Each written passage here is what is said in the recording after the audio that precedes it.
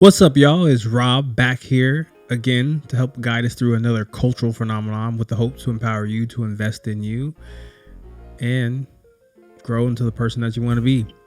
Now, today, it'll be another short Rob Talk pod, but I think the cultural phenomenon that's important for us to really go through is really talking about intellectualizing.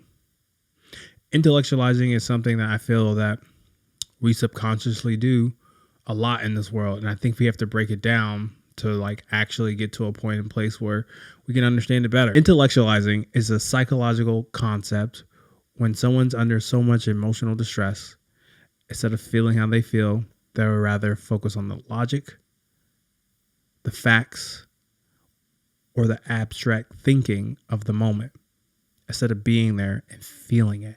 Intellectualizing equals thinking and not feeling. Intellectualizing is a defense mechanism. Now, slow down. Sometimes defense mechanisms aren't a bad thing. It's just sometimes a natural human response. Just like we have an inkling to have a preservation to protect ourselves, So when I say defense mechanism, I think at times people can hear this and they can assume that it's a super bad thing that we may intellectualize or have a defense. Why is it important for us today to talk about intellectualizing? I think it's important for us to talk about intellectualizing today is because I think it's harming us. Facts over feelings sometimes is important, but sometimes feelings can trump facts. And what if I told you we need them both? And when we've experienced trauma in our life, we go to the extremes. We either feel too hard or we logic too hard. And at least for today's video, I really just want to focus on the logic portion of intellectualizing. I think I want to start from the importance of when we might want to intellectualize a moment.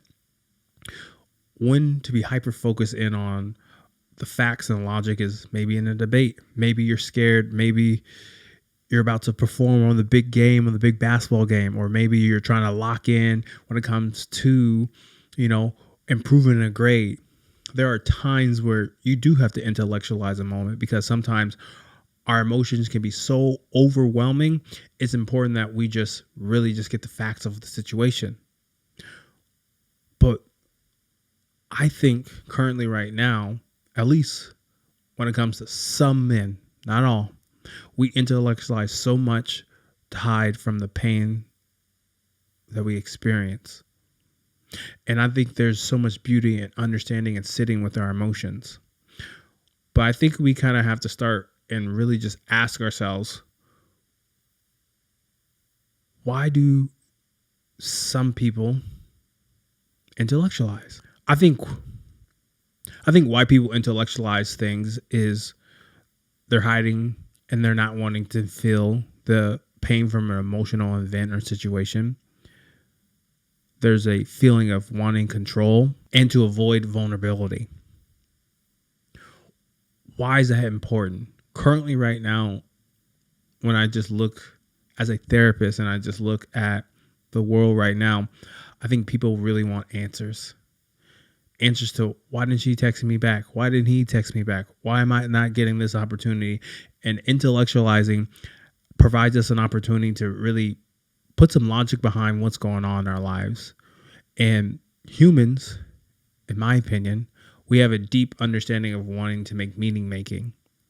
But there are times where too much searching for the truth and not feeling for the truth can get in the way, because there's got to come a point where we understand where we overuse intellectualizing when we have to be present with the moment. And it's a balance, because overuse of intellectualizing moves from reassurance to wanting to control every moment. And in life, as you know, something's always going to go left when it comes to life. So something that could go wrong will go wrong. And knowing when to balance, when to feel those emotions or to intellectualize them. And I think when it comes to a lot of people who experience anxiety and depression. We get into those ruts because we've intellectualized in the moment so much, we assume or we run away from the moment. The importance of feeling. As a therapist, I'm not even impervious to intellectualizing moments. This is something that you constantly have to work on, because there are times when you have to just focus on the facts, but there are other times where you have to focus on the feelings. And I think when it comes to this life, that's why it's important to do the work. Blocking the emotional processing that you can do for yourself or to be done in a relationship or done with family is actually very harmful. You lose the human aspect of feeling because there are certain things you can't logic your way through. Now, I know your favorite internet person might tell you that, lock in, or to get over this breakup, or to get this job. You're right. You do have to lock in, but there's actually another side of the story. It's, what did that loss, what did that breakup, what did that make you feel? And if we block that, we block the maturity that comes from rejection, that comes from actually really taking a deep assessment of how you felt about that. We learn a lot more in how we lose than how we win. A sloppy win doesn't teach us. It just reinforces the bad behaviors. Meaning, I really want to push you all to think about, in what ways are you intellectualizing the moments and not being really present with a partner, with yourself? Because overused intellectualizing has you miss out on so many opportunities that you're supposed to feel. Defeat doesn't mean it's over. Defeat means you have actually another opportunity to try again. I think for me, when it comes to intellectualizing and protecting our emotions, it kind of actually makes me chuckle, because it doesn't allow us to really have the full life experience. It kind of makes me feel a little inhuman, because a human is supposed to feel. It's supposed to feel all the things, because that actually informs our decisions, because you can make too many logical decisions. And I think sometimes as men, we can really stop ourselves short with not making emotional decisions. Now, I know the backlash that may come from culture of, men showing emotions, men showing feelings, but actually, I think when it comes to masculinity and pride, it's being able to listen to your emotions with your logic. It's balance.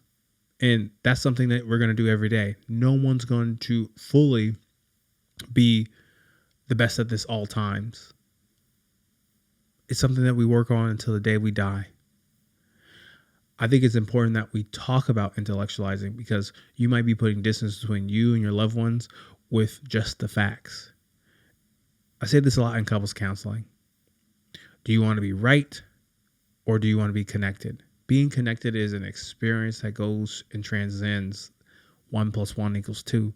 It's 1 + 1 equals us. It's 1 + 1 equals fish. It's 1 + 1. No matter if I'm right or I'm wrong, I am here showing up. Effort sometimes beats out facts. Someone's tenacity and the belief and hope that a new outcome can happen. So this video is not meant to be long, but I want to challenge you. Where in your life are you overanalyzing things and not just letting someone be there for you, sit with you, feel? I know we talk about the great lock-in, but are you overdoing it? I don't want you to lock in so much that you miss out on opportunities that truly matter. And what truly matters is you feeling. Your emotions can make decisions, but just don't overdo it. Just like with the logic, just like with the emotions. So, today's supposed to be short and sweet. I appreciate y'all joining the Rob Talk, and let's just say, if you listen this far, I really appreciate you, maybe in the comments, drop below. What are you trying to stop intellectualizing and feel so you can feel more human? And I'll just say this. We got an extra special 2 podcasts cooking up for y'all with some wonderful guests. This is going to be a crazy month, and I really hope that you are liked. I really hope that you are liked. And I really hope that you've enjoyed some of these Rob talks that I do. And if comment below. What's the topic that you want me to talk about? Maybe you want me to talk about more psychological terms and how I interpret them and how I think it's important to master the balance of them. Comment below for that. But also, like, comment, subscribe. Let me know how I did, how I can do better. I want to continue to provide value for all the listeners and, not overthink it. You see what I did there?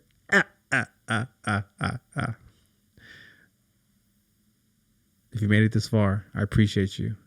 And like Lil Wayne said, sorry for the wait. These next 2 pods is about to be crazy. Hopefully y'all are tapped in. Tell a friend. Deuces.